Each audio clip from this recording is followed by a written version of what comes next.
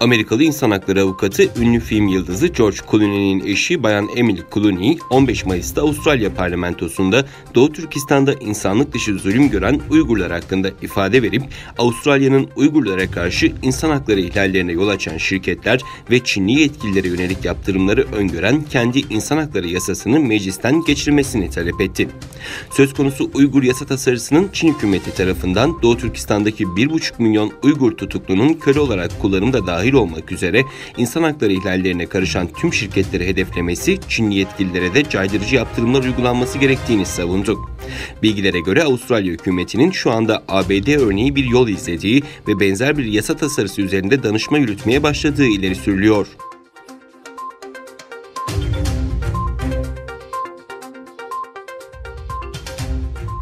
Hong Kong Meclisi'nde Çin Milli Marşı'na hakareti suç olarak tanımlayan yasa tasarısının görüşüldüğü sırada kavga çıktı. Parlamento komitesinde muhalif vekiller yasanın oylamasına izin vermek istemedi. Güvenlik güçleri muhalif vekilleri salondan dışarı çıkarmaya çalıştı. Bu esnada parlamentodaki taraflar arasında arbede yaşandı. Çin Milli Marşı'na hakaret yasası görüşülürken bir ayda 2 kez mecliste gergin anlar yaşandı. Çin'e bağlı Özerk Hong Kong Meclisi'nin Ekim ayından bu yana bir başkanı bulunmuyor. Pazartesi günü Çin yanlısı vekiller kendi adaylarını hukuki gerekçelere dayanarak başkan ilan etme girişiminde bulundu. Ancak muhalefetteki demokrasi yanlıları bunu yasa dışı ilan etti.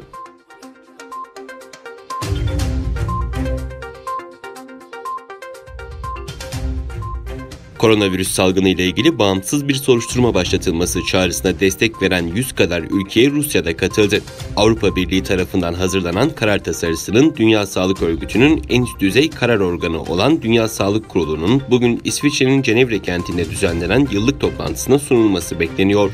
CNN televizyonu bu konuyu gündeme getiren ilk ülke olan Avustralya'nın çağrısı temel alınarak hazırlanan tasarıya Pekin'in geleneksel müttefiki Moskova'nın da destek vermesinin kritik önemde olduğuna ve bunun Çin'i yalnızlığa itebileceğine dikkat çekti.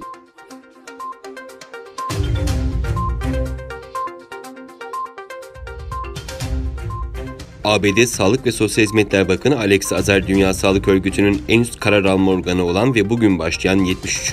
Dünya Sağlık Asamblesi'nde konuştu. Tarihte ilk kez video konferans yöntemiyle yapılan asamblede Azar, bu örgüt virüse ilişkin dünyanın ihtiyaç duyduğu bilgileri edinmede başarısız oldu.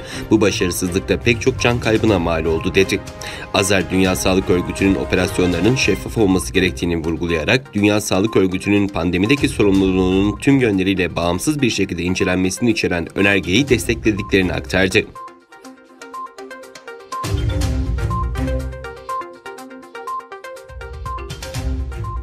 Afganistan'ın kuzeyindeki Taliban'a karşı önemli bir güç bulunduran ve Özbek nüfus arasında etkinliğiyle tanınan savaş ağası ve Afganistan Devlet Başkanı 1. Yardımcısı Abdülreşit Dostum'a Maraşal unvanı verilmesi kararlaştırıldı. Ülkede seçimler sonrası meydana gelen iki başlı yönetim problemini aşmak için Kabil hükümeti lideri Eşref Gani ve hükümetin 2 numaralı ismi Abdullah anlaşmaya vardı. Yerel kaynakların aktardığı bilgilere göre bu doğrultuda Dostum'a Maraşal unvanı verildi. Böylelikle Dostum, Afganistan'daki ABD destekli Kabil hükümeti güçleri arasında en üst düzey askeri rütbeyi edinmiş oldu.